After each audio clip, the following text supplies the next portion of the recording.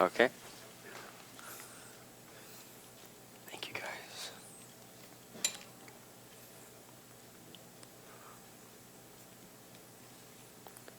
Okay. Language is an integral part of our everyday lives. We use it to convey everything from concrete facts and ideas to stories to what to buy at the grocery store. But there are a few areas of communication where written and spoken language fall short.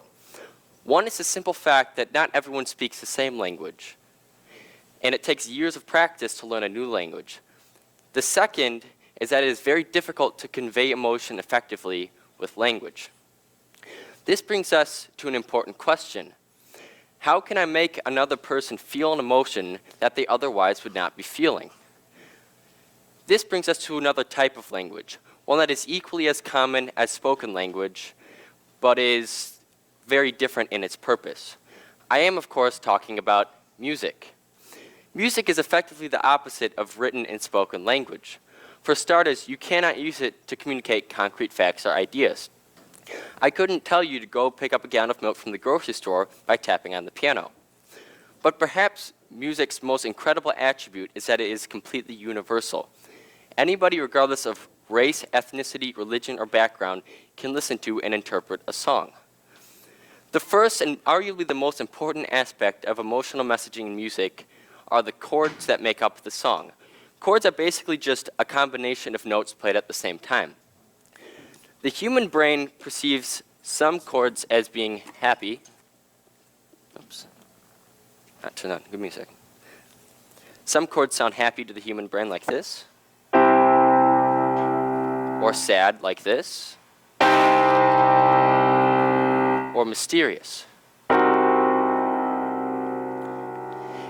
It is difficult to explain exactly why the brain perceives these chords as being certain emotions, but there are a few working theories.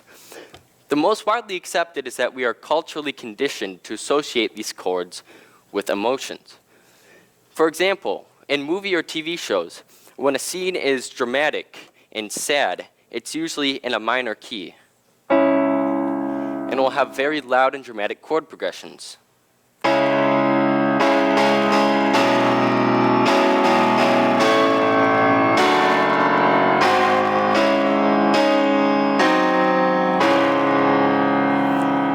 Whereas if a scene was more happy or lighthearted, it would be in a major key, like this, and be a little more bouncy and exciting.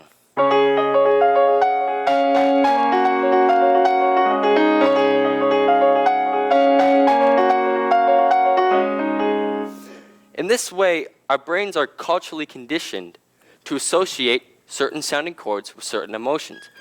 Now, some of you might be thinking, what about someone who hasn't grown up in a Western culture?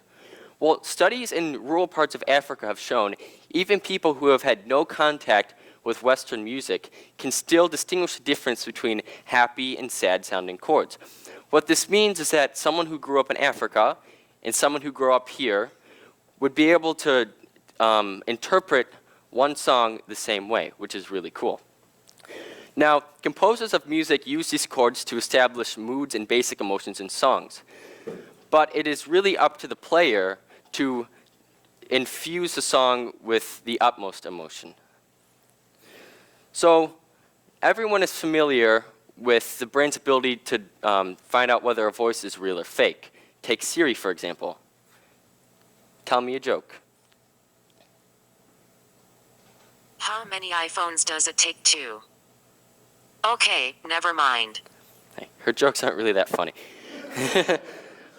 But, so she speaks clearly and you can understand her just fine, but there's that something missing, the natural inflection that implies emotion. The same can be said for music. When a computer or computer software tries to interpret a song, it sounds almost normal. The melody is there, the harmonies are there, the rhythms are there, but there's that something missing, just like there's something missing in Siri's voice, emotion. If you follow the path of emotional expression for a human, it goes something like this. Some situation around you and creates an emotion in your brain. That triggers an endocrine release and it is felt throughout the body. What usually happens after this is some physical expression of the emotion. For example, when you're happy, you might smile or start to jump around. When you're sad, you may cry. When you're angry, you might punch a wall or go for a run. The same principle can be applied to music and musicians.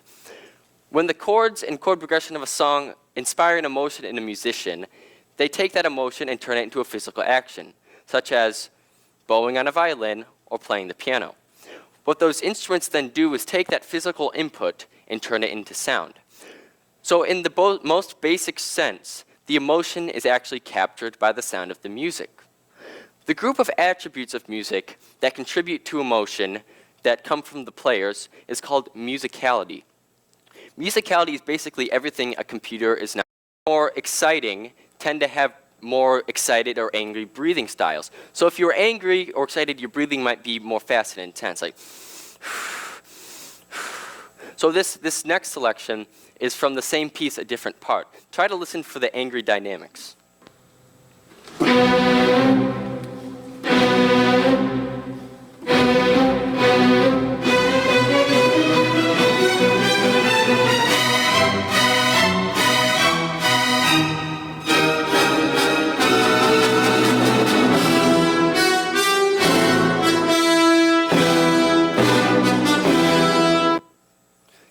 All right, so you probably heard it. It was very punchy, very loud all the time. None of that grow and release, just like angry breathing. In this way, the dynamics of music reflect the way you breathe while experiencing an emotion. In relaxing songs, you see the motif of the grow and release, and in more exciting songs, it is more consistently loud. So what does this all mean? It means that in a given song, you have a mood that is uncanny in the way it is established through the chords of the composer. It means you have a pulse that correlates directly to your heartbeat when experiencing emotion. And it means you have dynamics that grow and release tension just like a relaxing breath. In other words, it is the closest thing we can achieve to the physical embodiment of an emotion. It means that instead of having to tell someone an emotion, you can instead show them. Now, to say that next time I'm feeling happy, I'm going to go out and write a happy song to show everyone, it's a bit of a stretch. Music is not really practical in the sense that it can be used in direct communication with other people. But that's not to say that music should be taken for granted. Every song, regardless of genre or style, has an emotion to share and a story to tell. Therefore, I encourage you, from time to time, to sit back, relax, and listen with your ears, your mind, and your heart. Thank you.